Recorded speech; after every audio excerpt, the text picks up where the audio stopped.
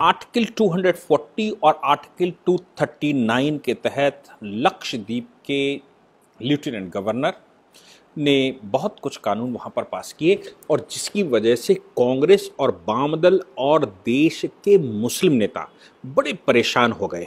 Kerala high court में कांग्रेस के केरला के मुस्लिम नेता नौशाद ने एक पिटीशन भी डाली। हालांकि उनको रिलीफ न मिलते हुए, तुरंत स्टे न करते हुए, उस मामले में केरला ने केंद्र सरकार को नोटिस कर दिया है और लक्षद्वीप के गवर्नर को नोटिस कर दिया है। मैं आपको बता दूं कि इस समय लक्षद्वीप केंद्र बिंदु बना हुआ है और लक्षद्वीप इसलिए बहुत इंपॉर्टेंट है क्योंकि मालदीव, भारत से बहुत बड़ी आबादी मालदीव जाती है अपने समय को पास करने के लिए। फिल्म इंडस्ट्री का बहुत बड़ा पोर्शन मालदीव जाता है और मालदीव में बहुत सारी हमारी करेंसी जाती है और मालदीव से बहुत अच्छा हमारे पास वहाँ बगल में ही आइलैंड है जिसको लक्षद्वीप आइलैंड कहते हैं। केरला से अगर मैं बात करूं तो केरला से लगभग 300 से 400 किलोमीटर पानी में चलना पड़ता है और अगर केरला से मैं कहूं कि मुझे मालदीव जाना है तो लगभग 1000 किलोमीटर चलना पड़ता है। आप सोच सकते हैं कि 1000 किलोमीटर चलना और 400 किलोमीटर चलना, 300-350 किलोमीटर अरब सागर में जब केरला से चलते हैं तो लक्षद्वीप हमको मिलता है। लक्षद्वीप एक 40, 42, 43 कुछ डेटा 32 आइलैंड कहता है तो कोई 40 आइलैंड कहता है, लेकिन 6 आइलैंड वहाँ के ऐसे हैं जो पर्यटकों के लिए खुले हुए हैं। और अगर उनकी तस्वीरें आप देखेंगे, गूगल सर्च करके देख लीजिए, उनकी तस्वीरें देखेंगे तो आपको पता लग जाएगा कि मालदीव उसके आगे फेल है। बस फ़र्क इतना है कि लक्षद्वीप को सही से मैनेज नहीं किया गया, लक्षद्वीप का सही से डेवलपमेंट नहीं हुआ और उसको एक पर्यटक केंद्र नहीं बनाया गया। कारण मुझे लगता है ये हुआ क्योंकि वो अरब सागर में है। अरब सागर में होने की वजह से पाकिस्तान से नज़दीक है और मालदीव से नज़दीक है और उधर केरला के बहुत नज़दीक है। केरला हाईकोर्ट का ही जुरिडिक्शन भी लक्षद्वीप में लगता है और केरला के वामपंथी नेता और केरला की मुस्लिम आबादी, मुस्लिम लीग से जैसे लोग लक्षद्वीप को टारगेट किए हुए हैं। CAA NRC के मूवमेंट के समय पर केरला से बड़ी भारी आबादी लक्षद्वीप में शिफ्ट हो गई थी या लक्षद्वीप में CAA NRC का विरोध वहां पर कर रहे थे और वहीं से लक्षद्वीप को कॉन्सेंट्रेट करते हुए उसको घेरने का प्रयास किया गया। लक्षद्वीप जिसमें अलग अलग सरकारी डेटाओं के अनुसार अलग अलग बात कही जाती है, लेकिन लक्षद्वीप में एक लेफ्टिनेंट गवर्नर भेजे गए, प्रफुल्ल पटेल, प्रफुल्ल खोड़ा पटेल उनको कहते हैं। प्रफुल्ल खोड़ा पटेल जिस समय वहाँ गए तो उन्होंने वहाँ कुछ कानून पास किए।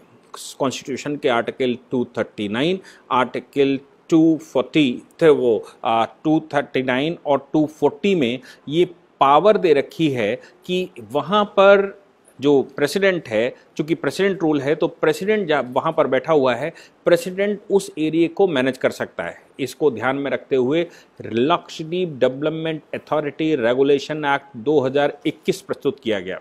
अब लक्षद्वीप डेवलपमेंट रेगुलेशन अथॉरिटी पास किया गया तो वो तो पूरे देश में है।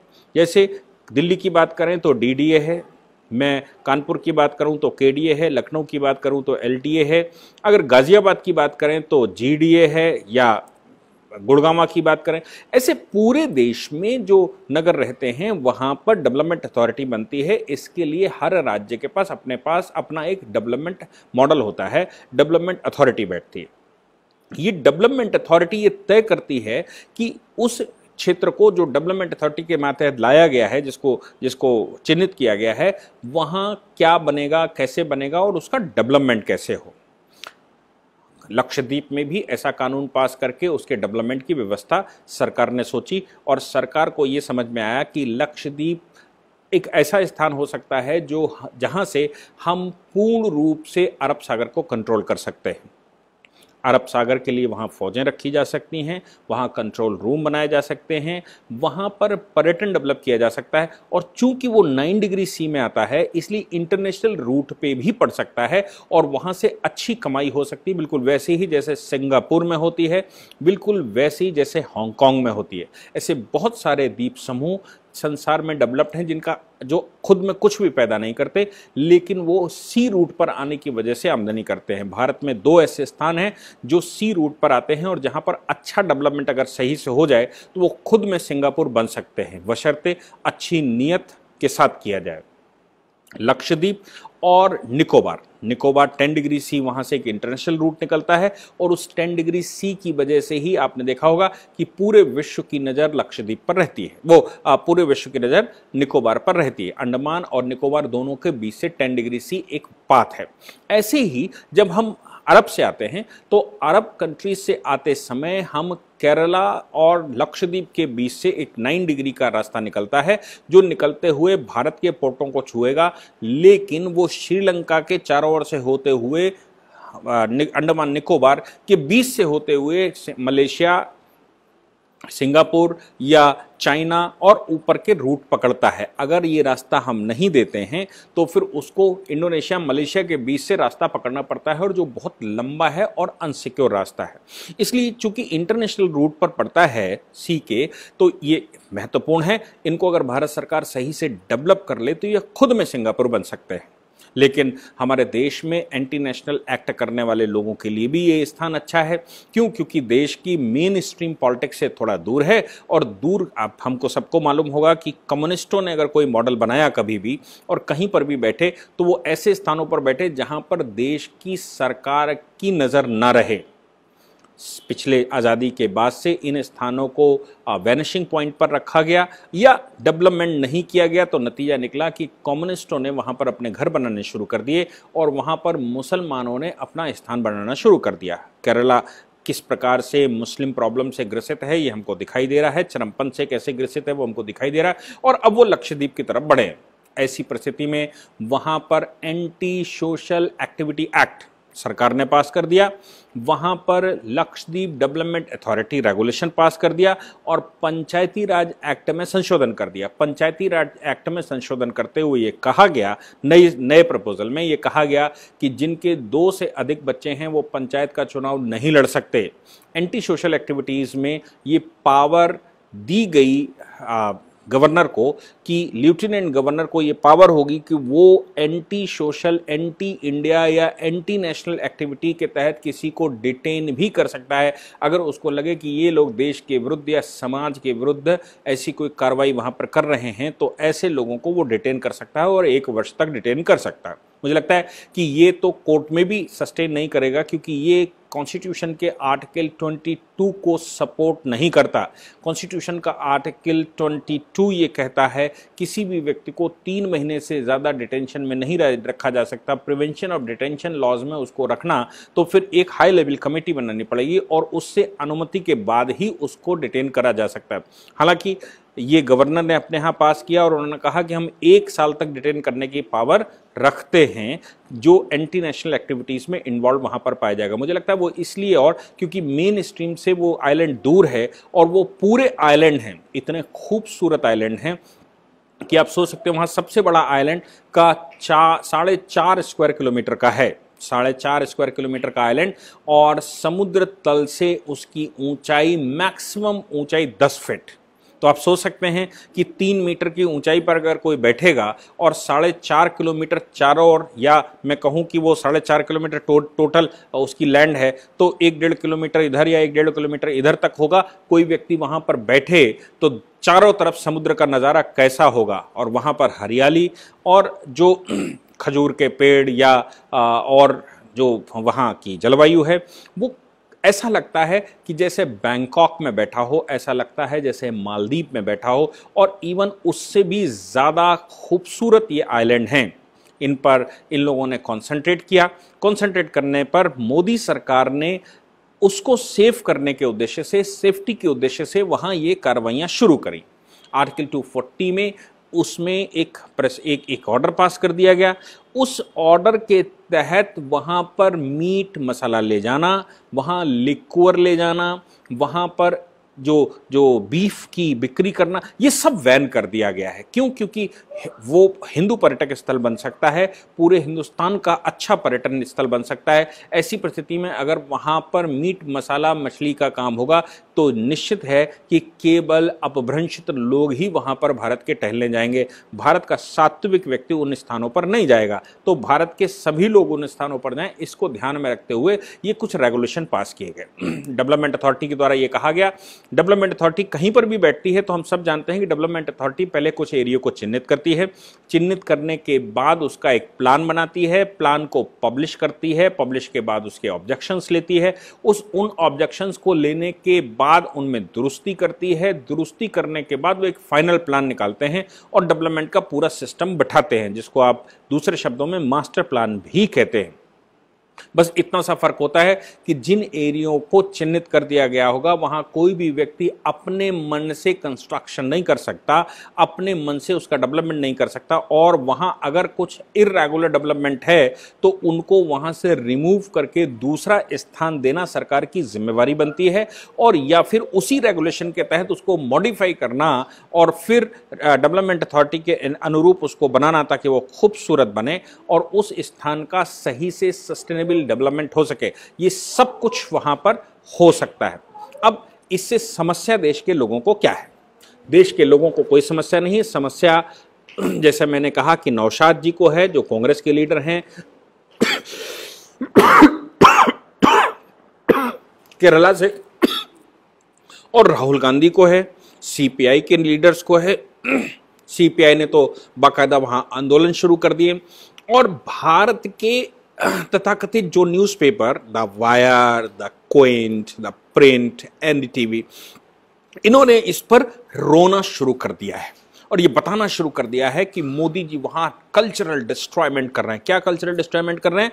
उन्होंने कहा है जिनके 2 बच्चे से ज्यादा बच्चे होंगे उनको वहां रिप्रेजेंटेशन का अवसर नहीं मिलेगा, जो पूरे देश में मुझे लगता है लागू होना चाहिए। लेकिन जहां से लागू किया जाए, सरकार एक एक्सपेरिमेंट कर रही होगी, जहां से लागू किया जाए वहां से ठीक है। अगर वहां से लागू करने के बाद कोर्ट में केस आता है और कोर्ट में वो सस्टेन कर जाता है, यानी कि जो डेवलपमेंट प्लान बनाया है वो सस्टेन कर जाता है, तो फिर उसको दूसरे केंद्र शासित प्रदेशों में, बड़े प्रदेशों में लागू किया जा सकता है और भविष्य में पूरे देश में लागू किया जा सकता है। नहीं तो पूरे देश में लागू कर दे, अफरा तफरी मच जाए एक साथ, और अफरा तफरी मचने के बाद कोर्ट में केसेस होने लगे, रोड पे प्रदर्शन होने लगे, तो फिर सरकार के लिए एक बाधा पैदा होती है। हालांकि सरकारें सब बाधाओं से निपट लेती हैं, लेकिन जो देश के डेवलपमेंट प्लान होते हैं उन डेवलपमेंट प्लान्स में ये बाधा पैदा होती है और देश का डेवलपमेंट रुक जाता है।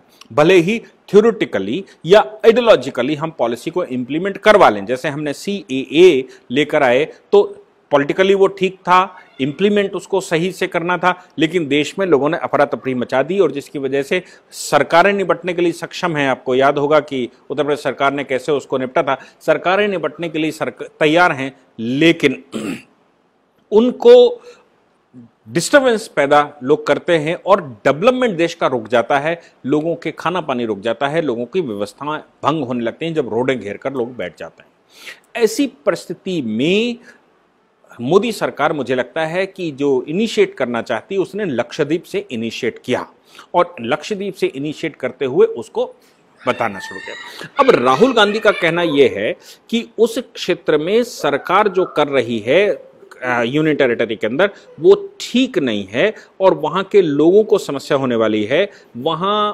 वो डेमोक्रेसी को खत्म कर रही है, भारत की सस्टेनेबिलिटी को खत्म कर रही है, भारत में बच्चे कितने पैदा हों इस पर वो वैन लगा रही है, वहां पर बीफ नहीं खाया जाएगा इस ऐसा करके उसका हिंदूकरण कर रही है या उसका भगवाकरण कर रही है। ऐसे बहुत सारे आरोप लगाने वाले लोग अब पिछले 3-4 दिन से, जिस दिन से वो ऑर्डर आया तब से चिल्ला रहे हैं। यहां तक कि जैसे मैंने कहा कि मिस्टर नौशाद ने उसको केरला हाईकोर्ट में चैलेंज किया। आज केरला हाईकोर्ट ने सरकार को नोटिस किया, लेकिन इनकी प्ली ये थी कि फिलहाल इन डेवलपमेंट प्रोग्राम्स को, जो anti social activity, prevention of anti social activity act पास कर दिया या बीफ बैन कर दिया या पंचायती राज एक्ट में संशोधन कर दिया या लक्षद्वीप डेवलपमेंट अथॉरिटी बना दी, इनको स्टे कर दिया जाए। ताकि उस प्रदेश में ये अपने मन से जो ऊधम मचाना चाहते हैं, जितना ये वहाँ डिस्टर्बेंस करना चाहते हैं, उतना डिस्टर्बेंस ये कर सकें और वहाँ कॉन्सेंट्रेट करके मेनलैंड की तरफ गड़बड़ी कर सकें। पहले हमने केरला पर ध्यान नहीं दिया, नतीजा निकला कि वहाँ बहुत बड़ी समस्या है। अब बात आती है कि आखिर लक्षद्वीप का कोई और भी महत्व तो है क्या? मैं आपको बता दूं, ट्रावनकोर एक स्वतंत्र राज्य हुआ करता था आजादी के समय पर। ट्रावनकोर के राजा के साथ माउंटबेटन का उस समय विवाद हुआ। ट्रावनकोर मैं इसलिए कह रहा हूं कि केरला का बहुत बड़ा हिस्सा ट्रावनकोर प्रिंसली स्टेट में होता था और लक्षद्वीप का ये हिस्सा भी वैसे ही गवर्न होता था। और यहां की इंपॉर्टेंस ये थी कि माउंटबेटन का नेहरू के साथ एक कम्युनिकेशन अपने को मिला। माउंटबेटन का नेहरू के साथ कम्युनिकेशन से मतलब है कि माउंटबेटन ने अपने प्राइम मिनिस्टर को लिखा कि वो नेहरू से किस बात से सहमत हैं। उन्होंने कहा कि मैंने ट्रावनकोर के राजा से कहा कि यहां पर जो यूरेनियम है वो यूरेनियम मुझे इंग्लैंड ले जाना है। तो ट्रावनकोर के राजा ने यहां तक कह दिया कि हम हिंदुस्तान में बन रहे नए राष्ट्र में विलय भी नहीं करेंगे अगर तुम ऐसा सोचते हो तो माउंटबेटन कहता है कि मैंने नेहरू से बात की और नेहरू से कहा कि अगर मैं ट्रावनकोर के ऊपर हमला कर दूं तो नेहरू ने तपाक से जवाब दिया। ये माउंटबेटन ने अपनी चिट्ठी में लिखा, नेहरू ने तपाक से जवाब दिया और ये कहा कि अगर तुम ट्रावनकोर पर हमला करके यूरेनियम ले जाते हो तो हमको कोई समस्या इससे नहीं होगी। मैं सोचता हूं कि क्यों ना ट्रावनकोर के ऊपर हमला कर दिया जाए और ट्रावनकोर को जीत लिया जाए भारत सरकार के द्वारा। नेहरू यहां के प्राइम मिनिस्टर हैं, इसलिए वहां का जो यूरेनियम है, जिसको आज हम थोरियम कहते हैं, शायद अंग्रेज उसको यूरेनियम कहते थे, उसको वहां से ले जाया जा सकता है। यानी कि आजादी के समय वो यूरेनियम भरकर ले जाएंगे और उनको यूरेनियम की वैल्यू मालूम थी। यूरेनियम का ये जो मामला है, वहां कोरल रीफ्स हैं, यानी कि जो मूंगे के पहाड़ हैं। ये जो लक्षद्वीप का क्षेत्र है, यहां पर बड़े मूंगे के पहाड़ हैं। ये जो पहाड़ हैं, ये जो आइलैंड्स हैं, ये मूंगे के आइलैंड है और ऐसा ही कुछ ट्रावनकोर के समुद्र में था। और यही बात जब यूपीए गवर्नमेंट बैठी तो उनको भी मालूम था कि इन क्षेत्रों में क्या है। उन्होंने सेतु समुद्रम परियोजना शुरू की और सेतु समुद्रम परियोजना के माध्यम से जो राम सेतु है भगवान राम का, हिंदुस्तान के अंदर ये कहा जाता है कि सबसे ज्यादा बड़े मूंगे के पहाड़ अगर कहीं हैं तो वो राम सेतु पर हैं, जो भगवान राम ने हाथों से बनाया था लंका जाने के लिए, और वो मैन मेड है। अब लंका और तमिलनाडु के बीच में जो क्षेत्र पानी का रहता है उसको पाक स्ट्रेट कहते हैं, यानी कि पाक संधि कहते हैं। पाक संधि का मतलब ये पाकिस्तान की संधि नहीं, उसका नाम पाक संधि है। तो पाक संधि कहते हैं, वहां से बड़े गहरे शिप नहीं निकाले जा सकते। गांधी परिवार ने, या मैं ये कहूं नकली गांधी परिवार ने, यूपीए गवर्नमेंट के टाइम पर सेतु समुद्रम परियोजना लागू करके ये कहा कि हम ये केरला से बीच से रास्ता निकालेंगे और इसको जो मैन मेड राम सेतु है इसको तोड़ते हुए लक्षद्वीप अंडमान तक ले जाएंगे और ये एक रास्ता खोल देंगे, यहां गहराई करेंगे और विदेशी कंपनियों को ठेका देकर वहां पर मलबा समुद्र में फेंकवाने का पैसा यूपीए सरकार ने दिया। लेकिन ये जो मलबा माउंटबेटन के अनुसार वहां यूरेनियम था, आज जिसको अब्दुल कलाम साहब ने थोरियम कहा, ये कोरल रीफ्स के नीचे, यानी कि मूंगे के पहाड़ों के नीचे। हमने वो केस सुप्रीम कोर्ट में लड़ा और सुप्रीम कोर्ट में राम सेतु न तोड़ा जाए इसके लिए केस किया गया। तो नासा ने कहा यह मैन मेड है, ऊपर सैटेलाइट पिक्चर आई ये मैन मेड है, जबकि यूपीए गवर्नमेंट ने, सोनिया गांधी के अटॉर्नी जनरल ने उस समय ये कहा था कि नहीं, राम तो एक कल्पना है और इनका कोई अस्तित्व नहीं है, इसलिए ये ब्रिज उनके द्वारा कैसे बनाया जा सकता है। लेकिन सुप्रीम कोर्ट में लंबी लड़ाई के बाद हिंदूवादी संगठन उसको जीते और राम सेतु परियोजना, समुद्र सेतु परियोजना को बैन कर दिया उन्होंने सुप्रीम कोर्ट ने। तब जाकर वो पहाड़ कहीं बचे थे। तो आप याद रखने की बात है कि जो हमारे पास थोरियम का क्षेत्र है वो यही क्षेत्र है केरला का, लक्षद्वीप का, और इधर लंका और लंका के अगल बगल तमिलनाडु का जो समुद्र हमारे पास अरेबियन सी का बनता है या हिंद महासागर का जो आगे का क्षेत्र है, वो सब के नीचे कहीं न कहीं रिच थोरियम, जो संसार में यूरेनियम से भी स्ट्रांग थोरियम माना जाता है, जिसके आधार पर अटल बिहारी वाजपेयी ने उस थोरियम से 2 बड़े परमाणु परीक्षण किए थे, जिससे पूरा विश्व हिल गया था, जो यूरेनियम से भी ज्यादा खतरनाक परमाणु बने, जिसके आधार पर उस समय अब्दुल कलाम साहब ने कहा था कि ये जो एपीजे अब्दुल कलाम का कहना था कि थोरियम के आधार पर भारत सरकार को बहुत इन्वेस्टमेंट करना चाहिए और इसको रिच करना चाहिए, इससे भारत की जो बिजली की समस्या है वो भी सॉल्व हो सकती है और भारत की जो न्यूक्लियर समस्या है वो भी सॉल्व हो सकती है।